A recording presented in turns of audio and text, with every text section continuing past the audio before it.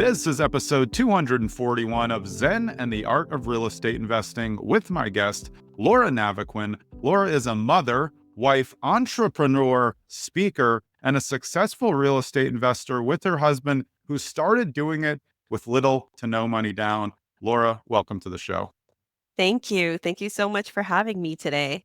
Yeah, I like to hear these stories of how people got started, but especially harder without money in the beginning. So hmm what led you to real estate in the first place?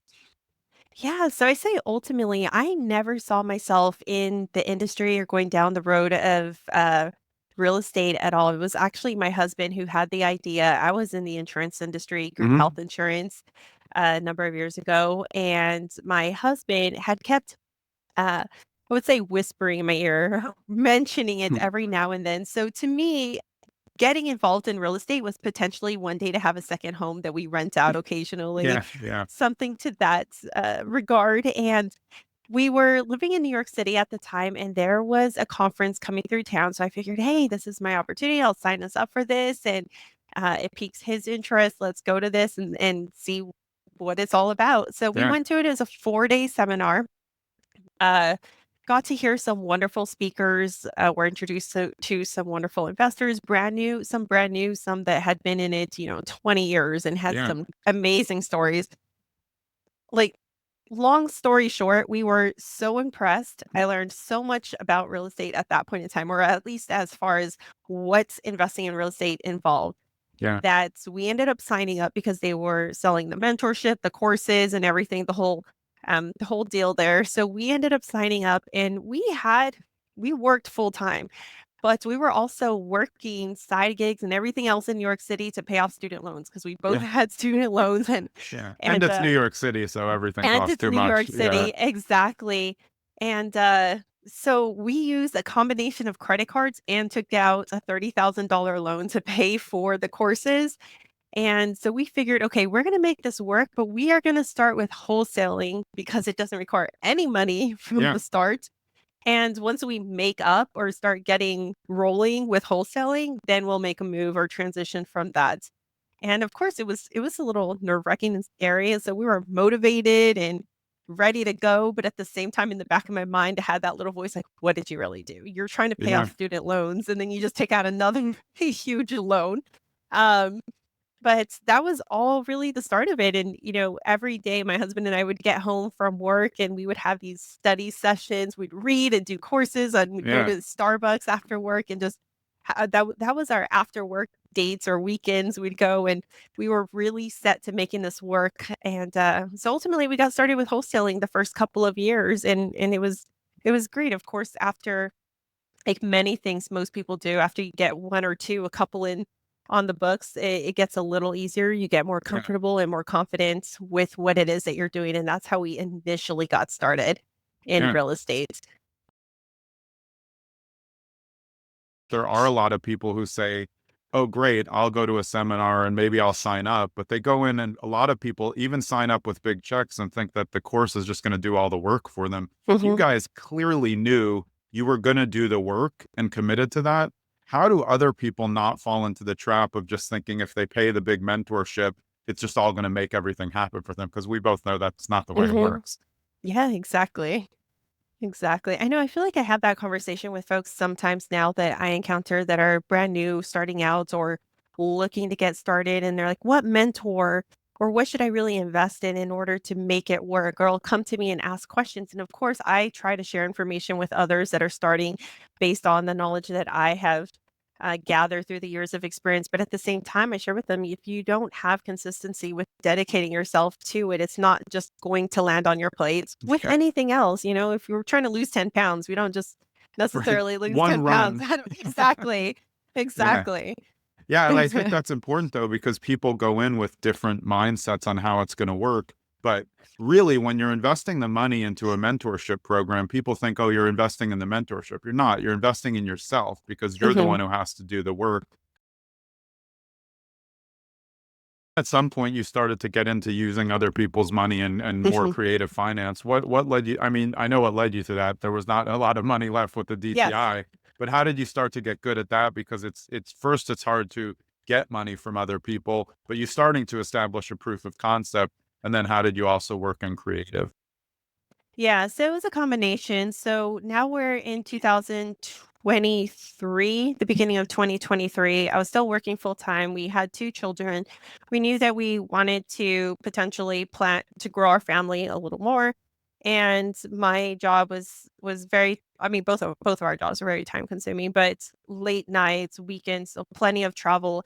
And part of that transition was me making that deciding decision that, or not just myself, my husband and I Yeah. alongside, that I was going to transition, leave work, and focus on real estate full time. And again, it was like one of those decisions, like when we first took out that $30,000 loan 8 years earlier, was what am I doing? This was my career that I always thought success to me was working my way up the corporate ladder. And I'm not saying that that isn't success. It just Yeah. eventually for me and my priorities changed. I wanted to be home with my family more. So made the decision to leave corporate, sitting at home thinking, okay, we made this work before. How do we continue to make it work and actually replace the income that I left behind as Yeah. well? So it was a combination. It was one really going out and really networking. It's like, networking works, but then having to remind yourself that you really need to go out and reestablishing that effort. So one was going out and networking just virtually, in person as well. And within that first year, I think the things that I feel like really led to success is one, consistency. You got to show up every day.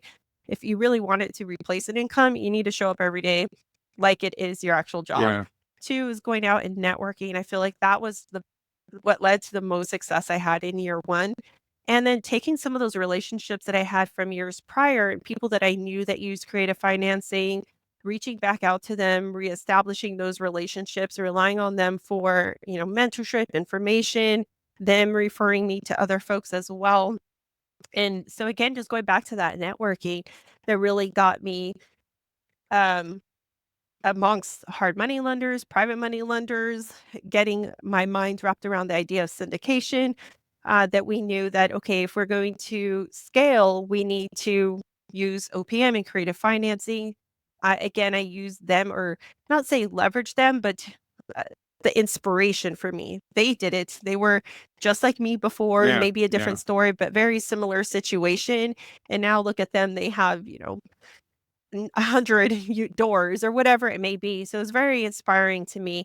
And ultimately, I would say that that was it in year one was networking and the consistency of showing up every day, making those relationships, stepping out of your comfort zone. So those three things was going out to events, stepping out of your comfort zone, networking, and being consistent. That I made those relationships, and eventually through those relationships and the referrals of the other people that introduced me to them, Yeah. actually backing me as well, and then using our portfolio, although it was small, but using that and our experience from prior to as well leverage, our capability in making this work. And again, it's the first one that's harder to get, and eventually it gets a little easier thereafter as well. So say there's a brand new investor, you're at a conference, someone walks up to you, they say, "Oh, I've heard you speak before, I saw something on social media. What should I do to get started?" Would you recommend that somebody starts in wholesaling right now?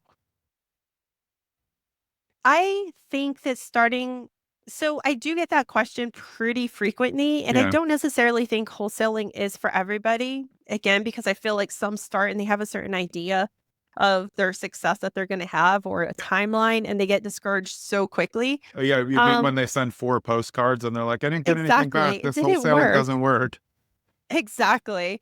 But at the same time, I do always recommend to them that they go out and drive for dollars or still do it because it gives such a good mental idea as far as what to look for. So even if you're going to go out and Yeah. you're looking for your own property, you know what to look for, estimating repairs or just giving you different ideas as far as that. But I do think wholesaling is such a good strategy to get started with, especially if you have no funds available to you.